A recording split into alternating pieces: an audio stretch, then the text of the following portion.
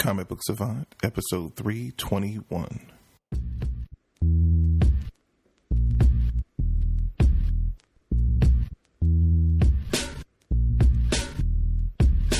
I know this. This I know. All that I have, all that is me, resides inside my poetry. And every time I write a rhyme, it might be the line that sets minds free. And also, I know that I don't. Welcome to the Comic Book Savant podcast. I'm your host, James Harris. This week, I'm going to be doing something that I haven't done in a while. I used to do these episodes of the podcast called series spotlights, where I would, if it was a series that, because I'm a little OCD, sometimes I would have a backlog of a particular comic and I would go through and read a whole bunch of the back issues. I could have 10, sometimes almost 20 back issues, and I would read them all. And then I would just do this one episode where I just talked about that series and talked about all the comics I read up until that point in the series. I came across this Deadshot limited series that was from the early 2000s. I bought it some time ago because I wanted to learn more about Deadshot after seeing the Deadshot character on the Arrow TV show. And I knew the Suicide Squad movie was coming up. I hadn't really read a lot of Secret Six and stuff like that, so I wanted to go back and I think it was on sale. I got it 99 cents per issue for the 5 issue series through Comixology, and I finally sat down and had a chance to read it. So I want to talk about that. I'm going to do as spoiler-free a review as possible, so if what I talk about does interest you, you can go back and pick up the series, and I'll reference. It's been collected in trade as well, and I'll put all that reference in a little bit later in the episode. But before we get into that, as always, I want to give a shout-out to my friends over at the Comics Podcast Network. I can't stress this enough. It's a great organization of comic book podcasts. The website is comicspodcast.com. If you're a fan of this show and you're wanting to find more comic book related podcasts, it's a great place to go. That site is a complete launching pad. It has literally hundreds of different podcasts specific to publisher, team, individual character. It's so many different podcasts out there, so it's a great place to go if you're trying to find more comic book podcasts to listen to. It's a great jumping off point. Again, it's at comicspodcast.com.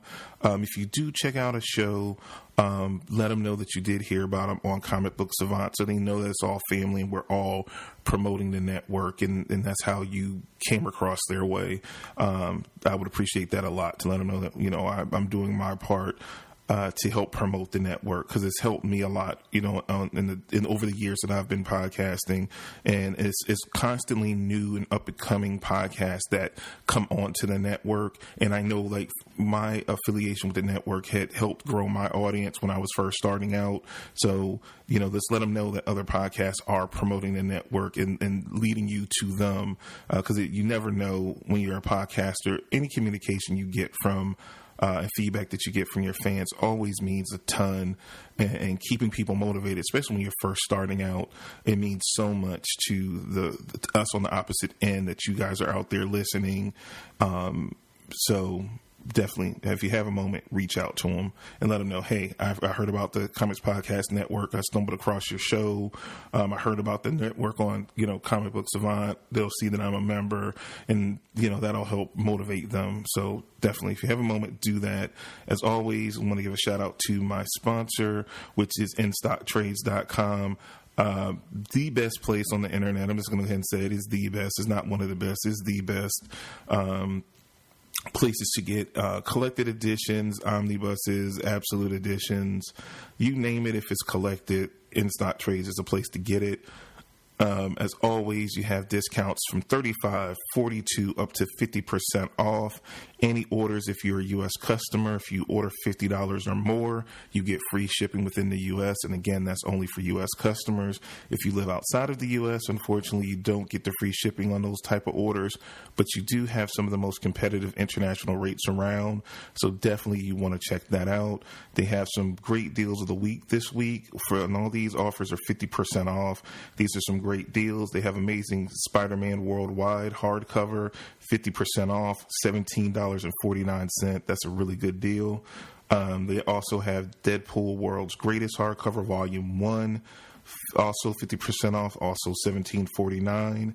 We have Green Arrow trade paperback, Volume 1, Life and Death, and Life and Death of Oliver Queen. There was the Rebirth, the first trade coming out of Rebirth. That is 50% off, only $8.49. That's a great deal. You also have the Incredible Hulk Epic Collection trade paperback, Future Imperfect. That is 50% off, only $19.99. You also have Superman trade paperback volume 1, Son of Superman Rebirth. So now it seems like all the first trades from the Rebirth launch are starting to hit. That's 50% off, only $8.49. And this is one I need to pick up, but of course we know I don't do much hardcover, so I need this in digital. They have the Star Wars Han Solo trade paperback, that limited series that's finished up over at Marvel. That is 50% off, only $8.49. So that's also a great deal right there. So that's their deals of the week right there. Again, any orders for U.S. customers that are $50 or more, you get that free shipping. So definitely check them out. Let them know you heard about them here on the podcast, and I would greatly appreciate it. Now, back to what I want to cover this episode is going to be, the series is called Deadshot. The sub-name or the subtitle to the series from the actual comics was called Urban Renewal, and that's the one they ran through all 5 issues. It was Deadshot Urban Renewal. Now, this series that I'm talking about is Deadshot issues 1 through 5. I want to say it was released way back in 2003, if I remember correctly. Now, it has since been traded, and I'm going to have the link in the show notes. So when you go to the comicbooksavant.com, you'll see in the show notes, it'll have links to the in-stock trade link, so you can get that. The trade is called Bulletproof. It's Deadshot Bulletproof. But again, for some reason, they changed the name. Don't necessarily know why. Now, one of the individual titles of issue 4, maybe 3 or 4 in the series, was actually the title to the issue was Bulletproof, but the series was called Urban Renewal. And it's actually more fitting once you read the story. But again, I'm doing light to no spoilers on this. So it's kind of confusing. But in that trade paperback, I did some research on it. It does have the 5 issues that I'm going to be covering here. And it also has a issue of Legends of the Dark Knight, issue 214. I don't have that, so I didn't want to do it kind of as a trade review because I didn't have that issue to read to see how it ties into the rest of the story. I'm just talking about what I had and what I actually read and could cover. So again, you can get it in trade form. The links will be in the show notes on the website. And the breakdown is as follows. Again, it's called Urban Renewal. It's published by DC Comics. Christoph and Gage was the writer. Artwork is done by Stephen Cummings. The inker was Jimmy Palmiotti.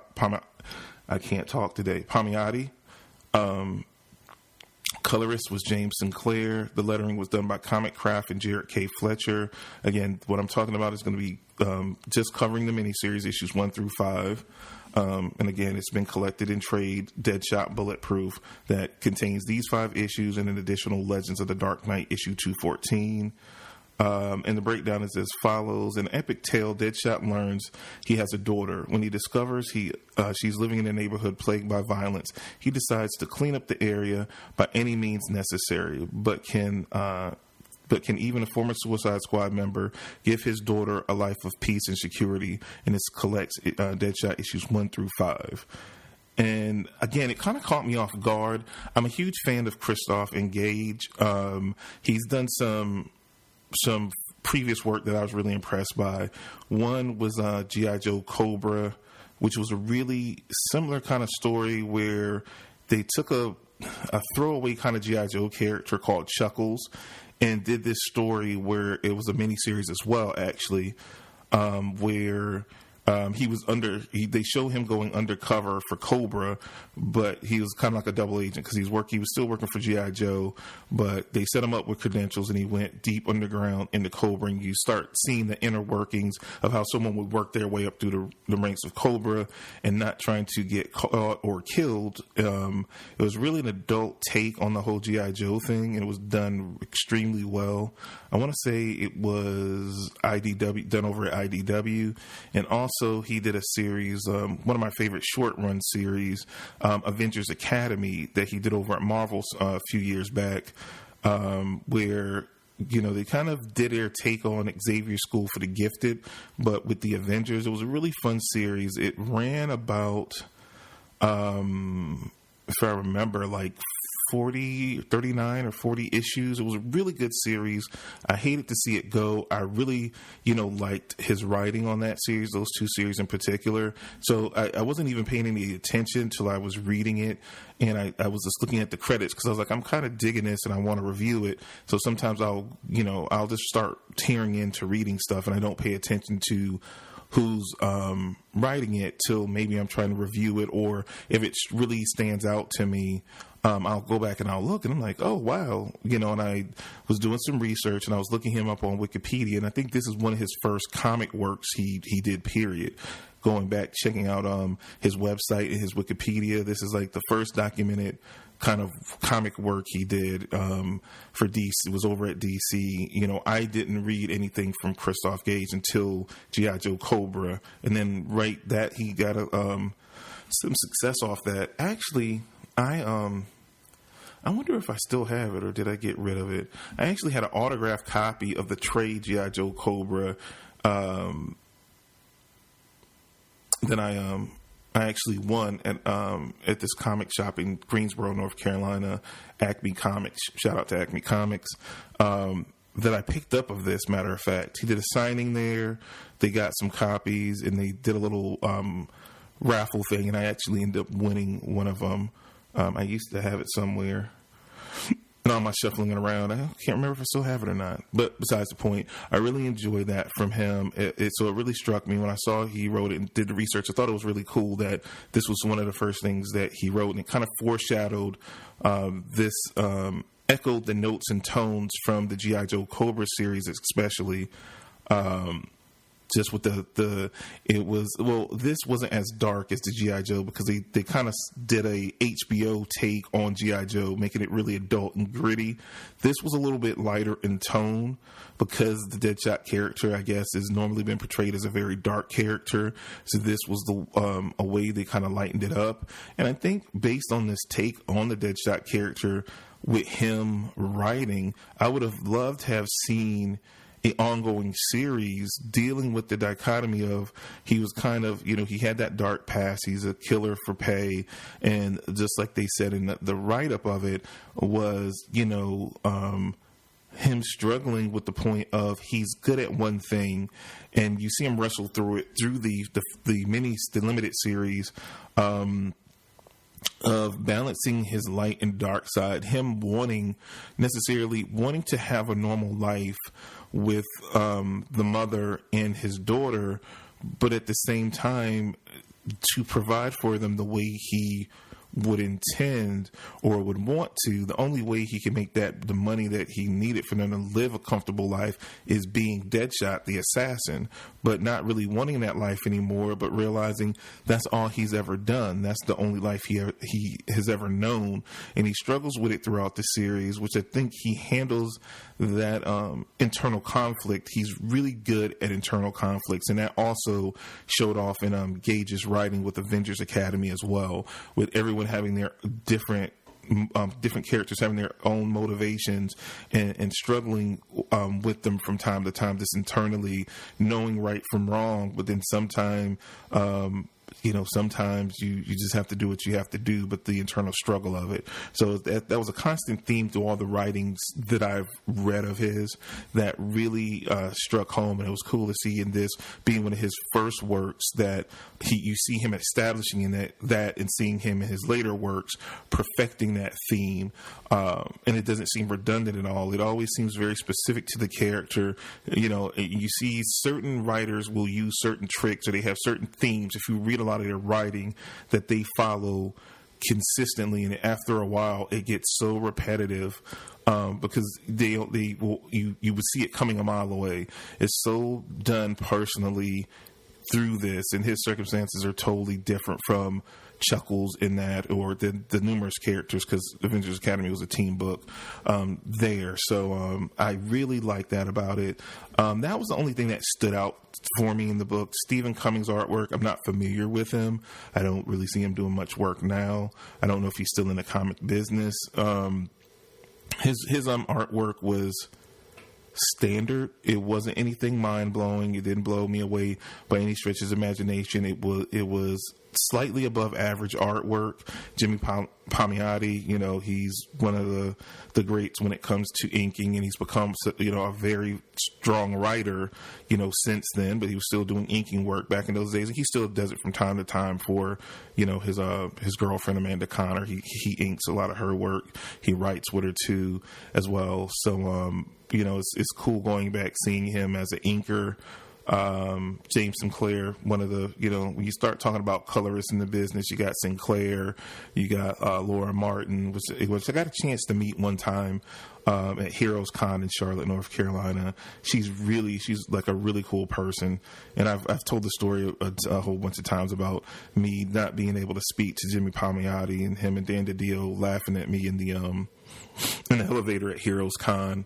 I was sweating like a pig when I realized it was the two of them, and they were saying like, "Hey," they was picking with me like, "Hey, big man, why so quiet? Cat got your tongue." And I was like, this totally starstruck. And I was like, I couldn't even talk. And they're like, "Okay." And they both patted me on the shoulder while they walked out, and I was just like such a fanboy, like so embarrassing. I've had so many embarrassing moments in seeing some of my comic book idols. You get to meet them in person, and it's just like how it totally goes the way you don't expect it. Like, I would be so cool when I meet this person, and then you do, and you're never ready for it when you do, so you lose all your cool and you just look like a total dweeb, I guess is the best word, when you do. So yeah, that was one of the regrettable moments of I could not speak, and they patted me on the shoulder and called me big man. Kind of funny. But yeah, overall, this series, this is not going to be a long episode because I don't want to spoil it, but it's, like I said, it's solidly done. Again, like I said, you could scoop this up on in-stock trades. It's under $10. Definitely worth it. It's a good read. Again, I wanted to expand my knowledge of Deadshot because I did not know much about him. I really like the character of Floyd Lawton from what I saw on Arrow. Then I watched the animated series, the animated movie DC did last year, Assault on Arkham, and Deadshot was featured in it. And like I said, they had a sale on suicide-related stories and stuff, and I saw it, and I just grabbed it, 99 cents an issue. It's like, whatever, just bought it, and just got around to reading it, and I just wanted to talk about it. I think, on my rating scale, I'll give this a good read rating, which is on, somewhere between an 8 and a 7. I would not say it's an 8. I wouldn't say it's a 7. I would say it's somewhere around a 7.5 if I had to give it a numerical rating. It's definitely solid, worth a read, worth picking up.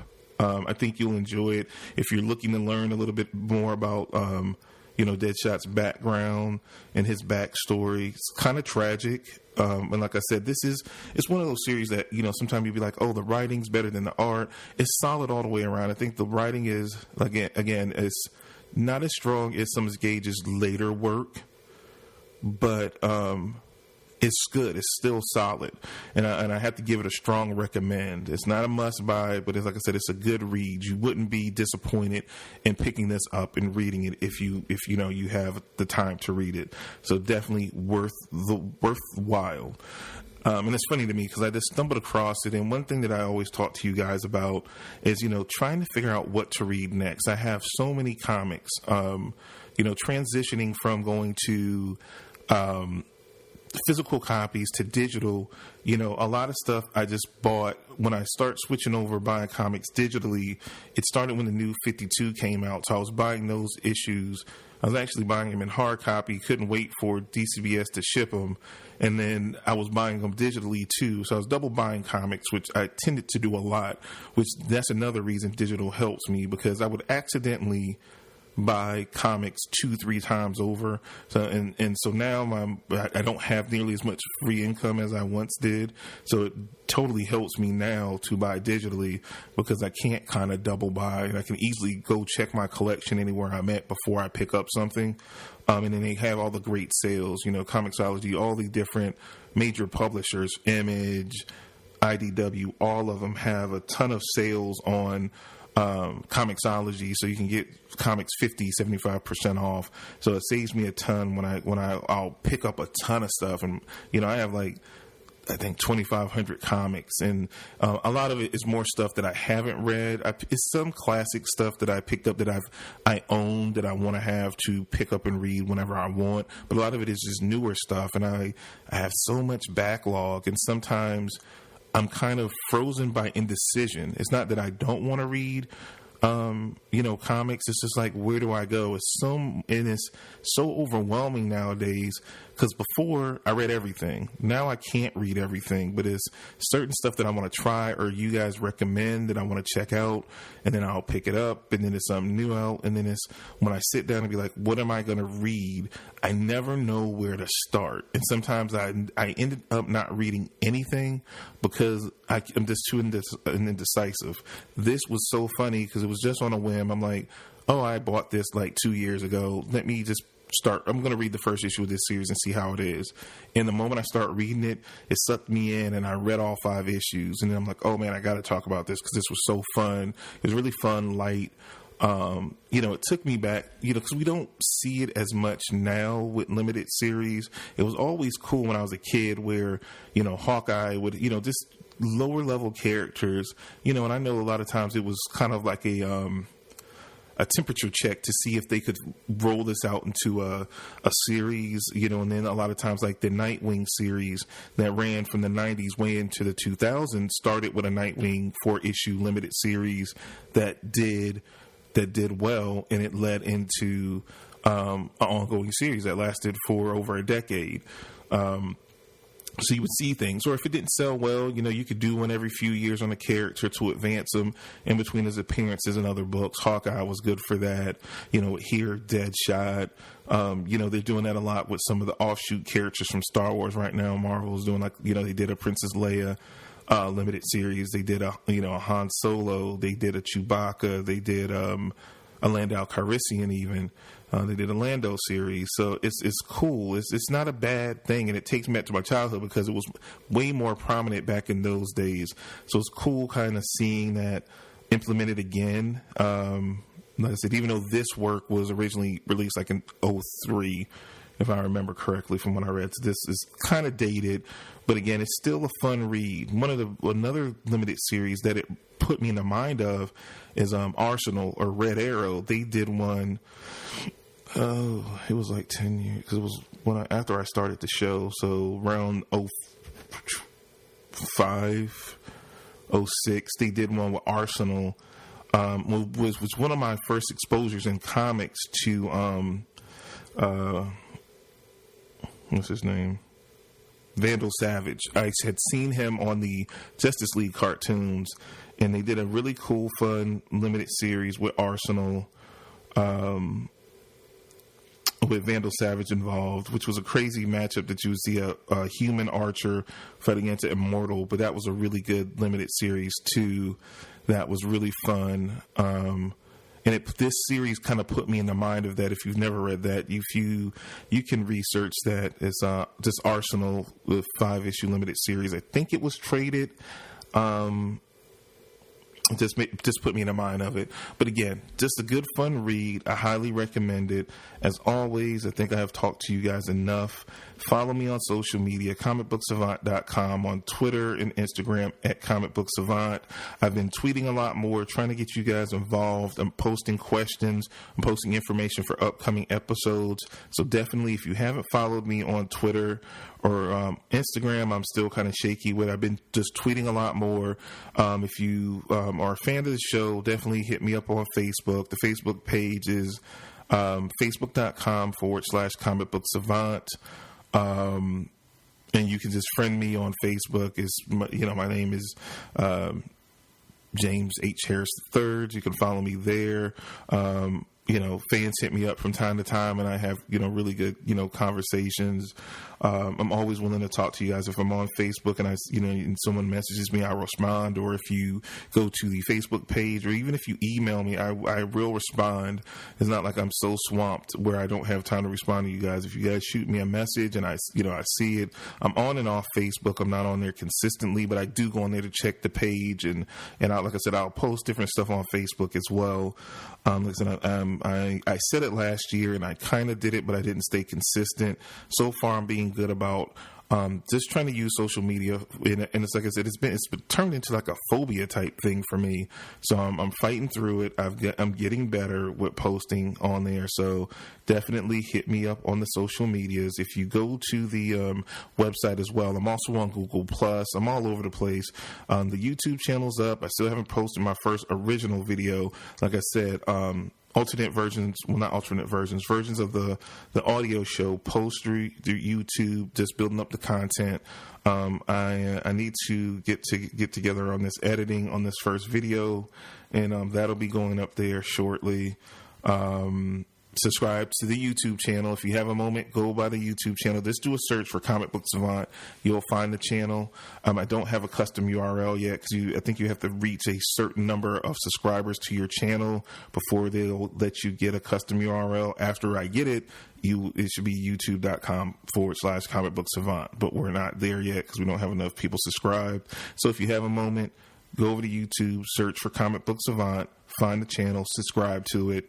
That'll help me out a ton. Leave a review on iTunes if you haven't done so yet. And just communicate. I love when you guys communicate with me. Let me know what you guys think. Suggestions, I always try to take them and incorporate your suggestions into the show. And that's all I got for you guys this week. I'll be back again next week with another episode of Comic Book Savant. I'm not even going to edit that out. I'm human. Another episode of Comic Book Savant. I will see you guys next week. Take care. And into lyrical wholeness, and